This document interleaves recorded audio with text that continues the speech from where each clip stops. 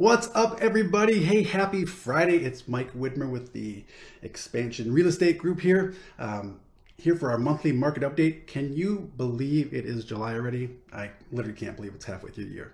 It's mind-boggling, but I have a ton of stuff to go over today. The market is still wild, and so I'm going to jump right into it to keep this as quick as possible. So let's jump into the chart we've been watching for so long. And guess what? It doesn't look a whole bunch better, does it? So we've been watching this Cromford Market Index, really started talking about it back here in February. And it's been just, again, at a free fall. And it just did the same thing. It continued down all the way to 180 this month. And so this was back on July 1st. If we look today, this is the market today, we're already down at 165.5. So if there's a glimmer of good news, right, just a small glimmer, is that the pace of the decline is actually slowing down.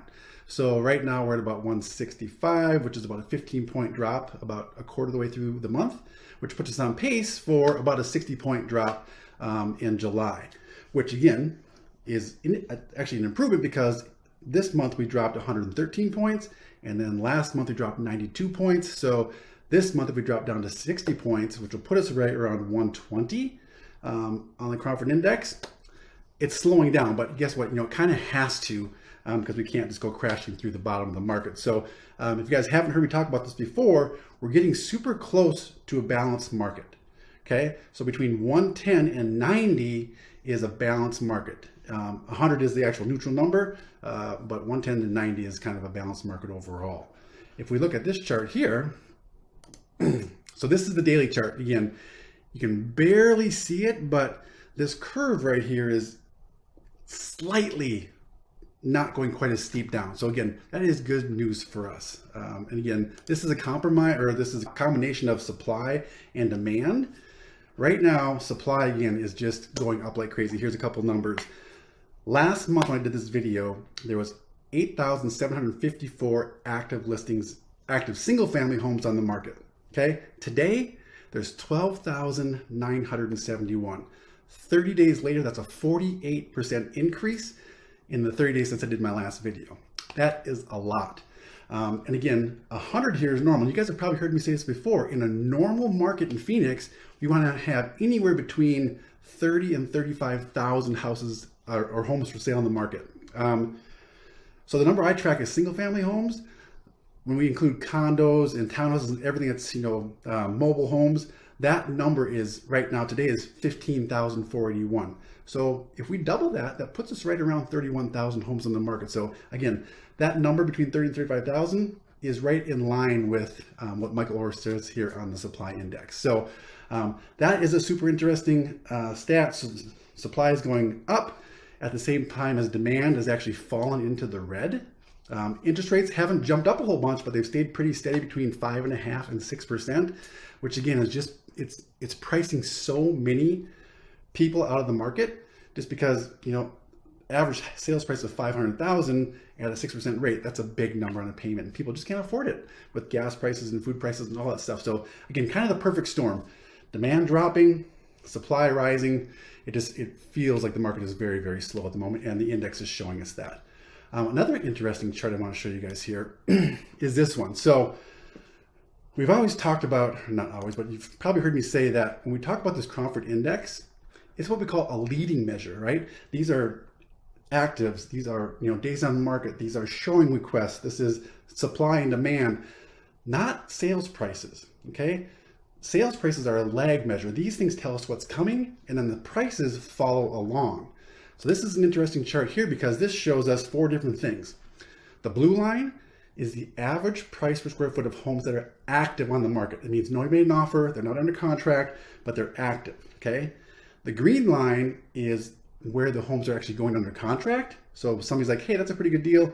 I'm gonna make an offer on that house, and we're under contract. Then we have the red, which is actually where it closes at price per square foot. And then the brown line is actually where they listed it price per square foot. So you can see for a long time here, homes were selling for, well over what they're listed for. We just crossed over that, okay? Here in July, actually in June, we crossed over now where homes are actually selling for, on average, are selling for less than what they're listed for. But again, look at this back here. This number has been going down for about 4 months, okay? So sellers they're starting to realize that the buyers have kind of went away and that they have to be more competitive in their prices. So the average list price active has actually dropped 6.6% in the last 2 months, okay? So again, a lead measure, right? As those prices come down, it's gonna affect where these homes close at, okay? So again, trending downward. So here's an interesting stat too. June was actually the first month that we didn't have appreciation. So the average price across the greater Phoenix area dropped by 0.64%. Again, a super small number, but a far contrast to the average of 2 to 3% of appreciation we've seen over per month the last couple of years. So again, I've said it before, the prices are going to follow this, and June was the very, very first month that it actually showed us that happened. What else did I want to tell you guys here? So let me actually stop the screen share real quick. So we talk about this, like, what does that mean for you guys, right? So as a seller, kind of a broken record here, but if you need to sell, today's the day, right? I showed you that green line. Every single day it's been getting just a little bit worse for sellers to sell. If you're going to sell, you got to have one of two things.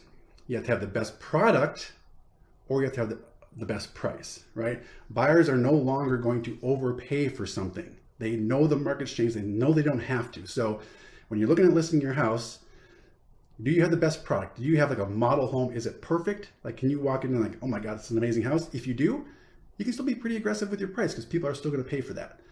If your house needs some work, even if it's just kind of like dated but in good condition, you need to be realistic with your pricing because somebody's not going to walk in anymore and way overpay for that because they want perfection. Okay, so product or price.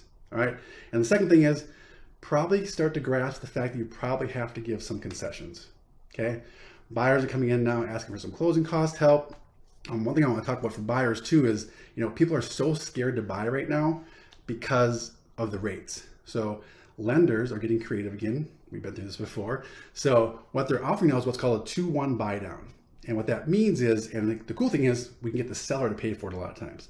So what it does is it buys your rate down 2 points for the first year and 1 point for the next year. So today rates are around, say, 6%. Your first year's rate would be at 4%. Your second year's rate would be at 5%. And then you go back to where it is today for years 3 through 30 if you stayed that way. Good news is if we kind of continue the path we're on in recession, depression, whatever we're going into, whatever this world's going to do, inflation goes up, rates go up. Inflation goes down, rates generally come down. And when we get into a bad economy, the government has to do something. So there's a decent chance that in the next couple of years, you could actually refi that rate down. Again, never promise you that, but that's kind of the trends that we've followed in the past. So anything else here? So last thing is just, again, thank you. So many of you have reached out to me because of these videos, just with questions like, hey, what's my house worth? What do you think I should do? I appreciate you guys trusting me, and even more so, those of you that actually referred a friend over to me just to have a conversation. Thank you so much. As this market continues to be kind of crazy, have a trusted real estate advisor. I'd love to be that for you or anybody that you know and trust. All right. Thank you guys. We'll see you next month. Bye.